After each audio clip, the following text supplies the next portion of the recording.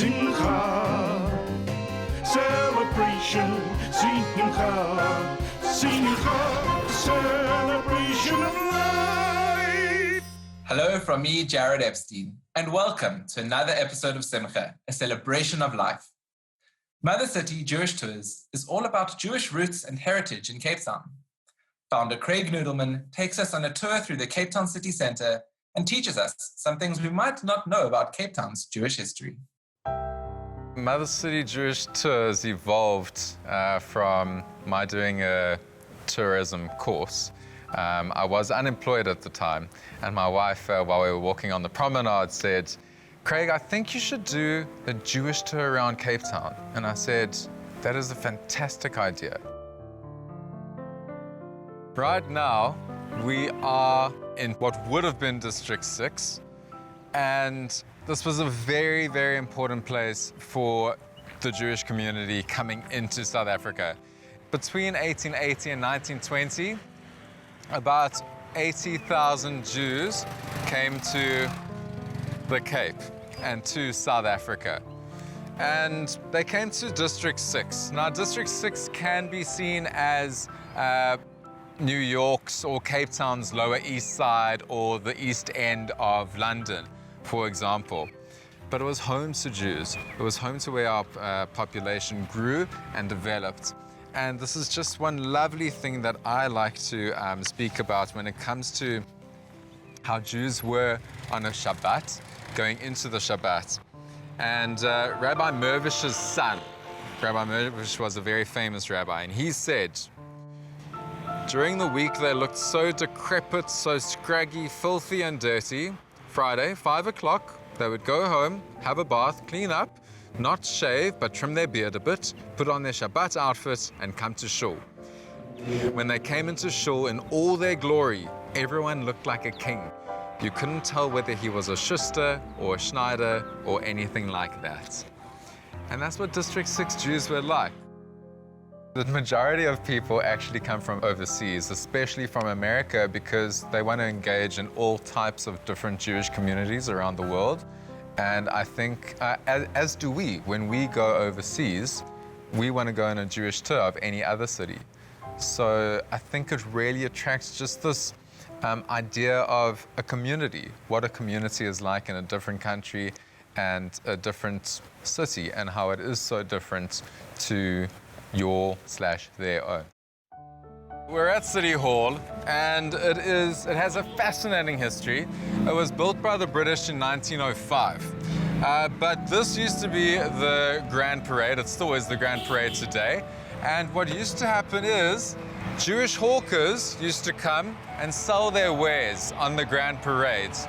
They used to come here, buy stuff as well, which is how we got to get the smos in South Africa, which is the wandering Jewish salesman, basically. He used to come to Green Market Square and used to buy his wares, go into the interior of the Western Cape, into the small towns, come back, get money, and eventually from District 6 would become upwardly mobile. People are very surprised at how much the Jewish community has actually impacted South Africa's own history. So lots of Jews being part of Cape Town's political scene. In 1904 to 1907, we had our first Jewish mayor, Hyman Lieberman. From there, we had many Jewish mayors until Patricia Fine from 1993 to 1995.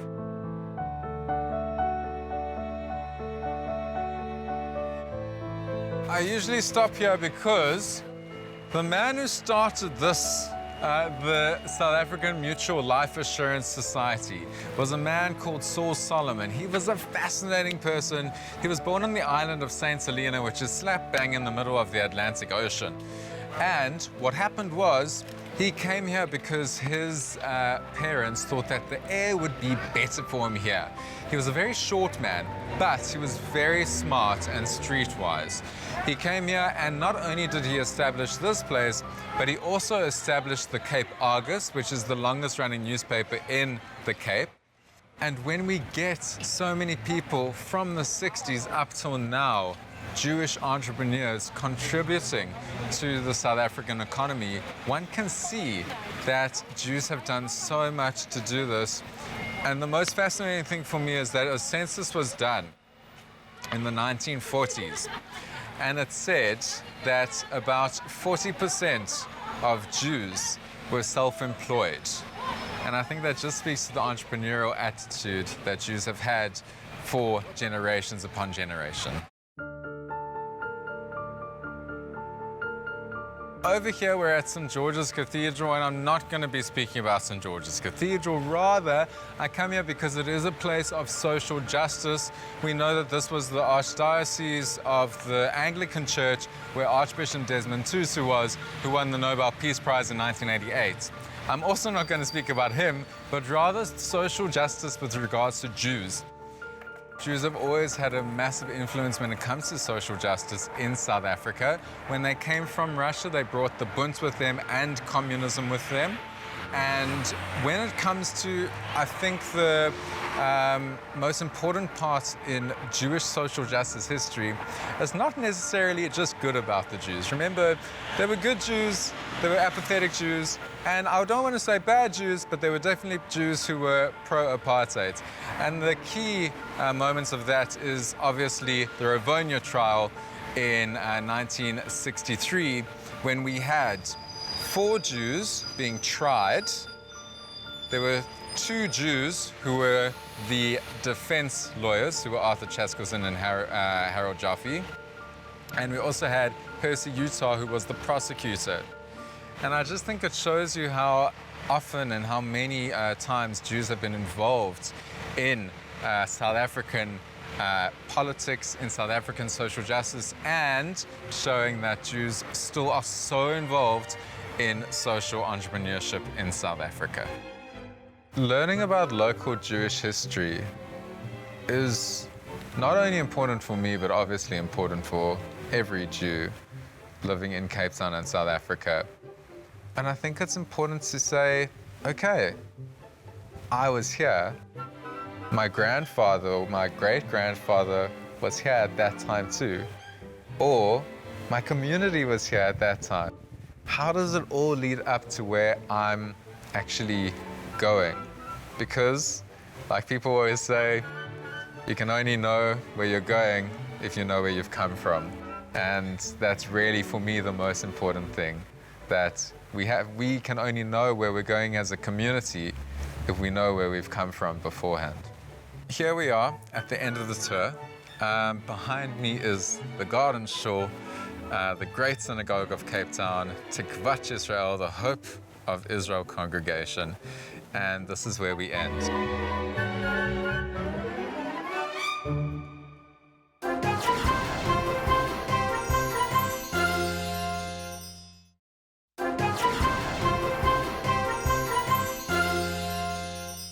Cardiff-born Livia Frankish is a classically trained clarinetist.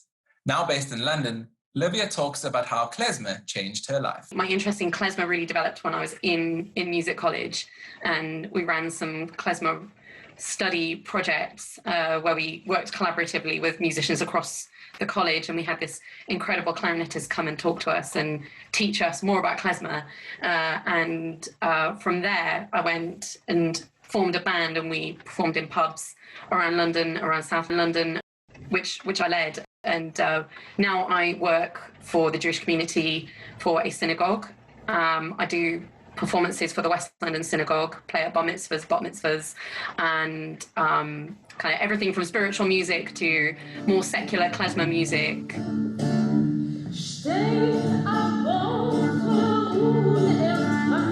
Klezmer is a Yiddish word that means something along the lines of music or vessel of music. It doesn't mean Jewish music, it just means music. It's just a Yiddish word meaning music, and it is the music of Eastern European Yiddish Jewry. I just became really passionate about Jewish music as it feels so much like soul music. It's the soul music of our people, and it really touched me, and I just took off from there. I'm still very much a classical musician as well, I performed in Carnegie Hall, so that was quite incredible when I used to do youth wind bands as a child. So I've played in the Royal Albert Hall. I've played once at the BBC Proms when I was a member of the National Youth Wind Orchestra of Great Britain. But in the same way that Itzhak Perlman did a lot of klezmer and classical music, I just really fell into it, and it became something that I really love. I wasn't engaged in my Jewish background, and klezmer is what brought me to my Judaism as an adult as well. It really connected me spiritually, culturally, in a way that I hadn't been before, other than, a couple of bar mitzvahs and, Hanukkah, And music for me has always been a spiritual thing, always. It's something that when I thought about what I want to do, and my mum asked me, "Are you sure you want to do music? If you don't do music, what are you going to do?" And I said, "Oh, I do really like history of art, and I do really like these other things, and I would love to do those things." And she said, "What can you not live without? Which one can you live without? Which one can you not?" And in the end, the answer was, I don't think I can live without playing the clarinet. And because just performing and being with people, and at the end of the day, Judaism is all about people and community and shared experiences. Even in a spiritual religious setting, praying is about community. It's you do it together. You have a minyan, and the thing that I love about Jewish music is it's uniquely Jewish. It feeds my neshama. It feeds my soul. It feeds my Yiddishkeit, as someone said. And I never would have used that word 6 years ago, but that is kind of what it's done.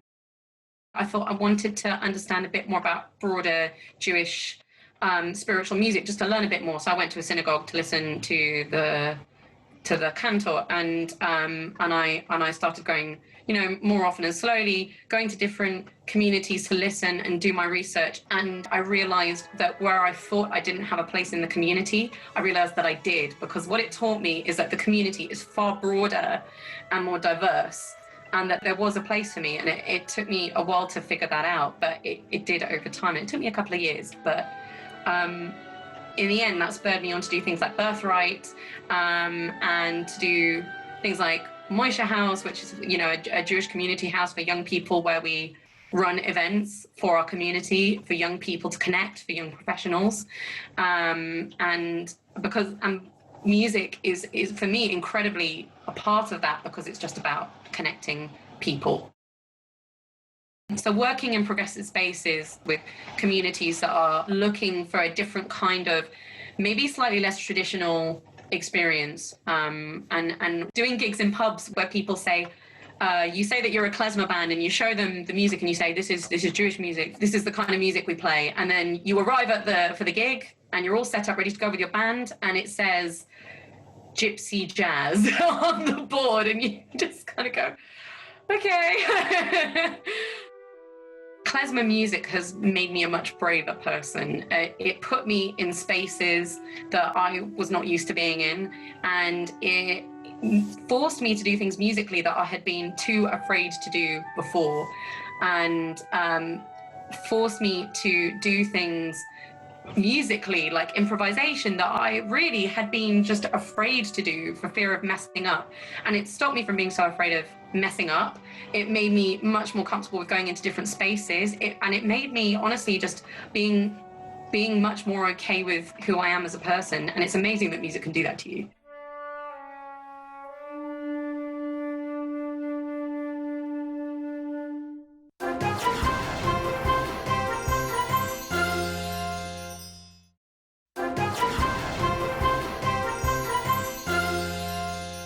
Rosh Hashanah, the Jewish New Year, is just around the corner. Next up, we have Canada-based South African Liora Tarshish baking a round challah with her husband Yos. Then Rabbi Greg Alexander and our younger Jewish community members tell us about the shofar in Ask the Elders.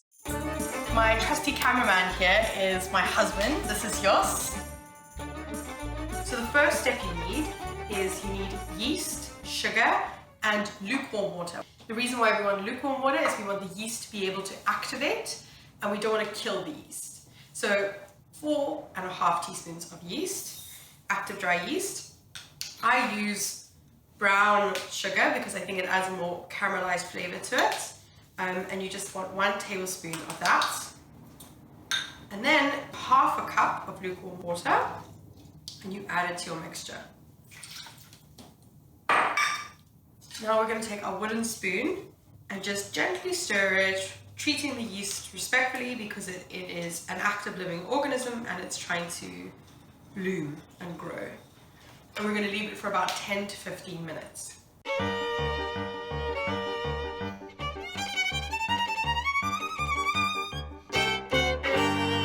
So once your yeast has blossomed or bloomed to twice the size, put it in a nice big bowl.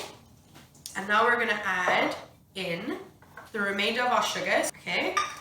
Then you're going to add in the rest of your water. So in total, you want 2 cups. So we've done half a cup already. So let's put 1 more cup of our lukewarm water in here.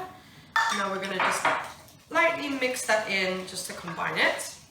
I've moved everything into a bigger bowl so that there is more space now, because now we're going to move into territory of adding in flour. Okay, from the flour, we want to add the first 3 cups. So in total, I've got 6 cups here. Sorry that it's messing everywhere, but flour is a messy thing to work with. And you only want to add the first 3. And then before we move on to the rest of our ingredients, you want to add in 1 tablespoon of salt. Salt is so important when baking challah because salt helps emphasize the flavors of all the other ingredients, really brings those flavors out. So you're combining it into like a very wet, very stodgy dough. You just want to make sure that most of the flour and the sugar is kind of combined. We're going to add the remaining wet ingredients. So our first wet ingredient to add is 2 eggs that are beaten, and then half a cup of vegetable oil or just any sort of generic kind of oil. Canola oil is fine as well. Now we're going to combine that again. I'm going to add in raisins, which some people like to do.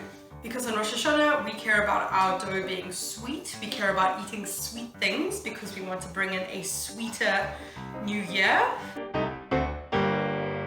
All right, now the raisins are all in. Our bowl is pretty much empty. Let's move up to the side. This is the messy part.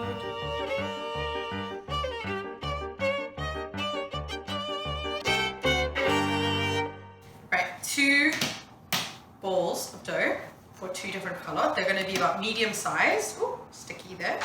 So the first one is, because we're making these round, as symbolic of Rosh Hashanah, I need to divide this one into 4 roughly equal pieces.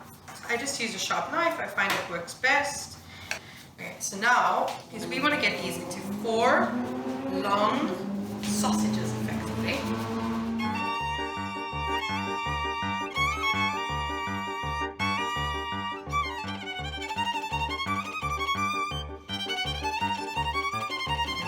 That's dough number 1. Right, he goes over here onto a pre-prepared baking sheet. So I greased it a bit and you're putting that down in the center of your tray. I urge you to use a tray per dough. Don't put 2 on a tray. It may look like they're easy flipped, but they're going to grow and grow and grow, and they're going to smush into each other, and you want to give them as much breathing room as possible. Right, so we want this one also to be a round color. But round, in this one sense, is not going to be braided. It's going to be almost like a spiral shape.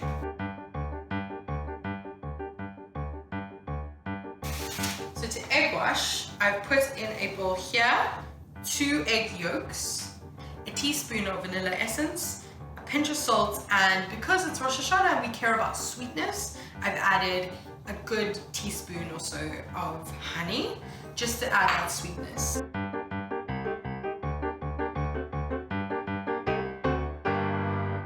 The next step, this is timing it for the second rise. It's very important to do this step. Without this step, your challah is not going to grow nice and big and fluffy like you want it, and you're not going to get the most out of it like you want. I'm going to put them in my warming drawer to give them a chance to really do their thing, and come back to them in about 45 minutes. Beautiful. This is just get this sticky plastic wrap off. And now they're going to go in the oven. I bake them at 180 degrees Celsius for about 35 minutes.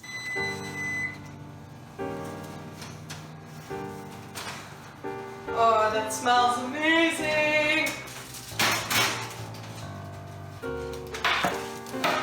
There you have it! Beautiful, round, delicious tasting, most likely, and definitely delicious smelling challah, glazed with egg, and a bit of sweetness all the way throughout. I hope you enjoy your round challah.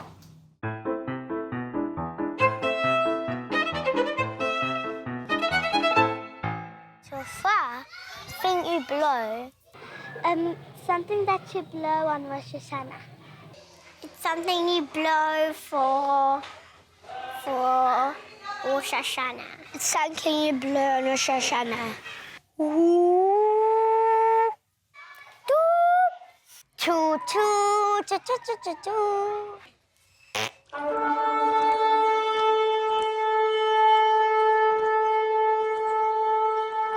A shofar is a horn that's blown right the way from a month before Rosh Hashanah through the month of Elul and right the way through the high holy days. People usually know it as a ram's horn, but it's actually any horn from a kosher animal, and they come in all shapes and sizes. And what's important about the shofar is the sound that it makes. When you hear the sound of the shofar, it sounds, but it can also sound like this, or even this.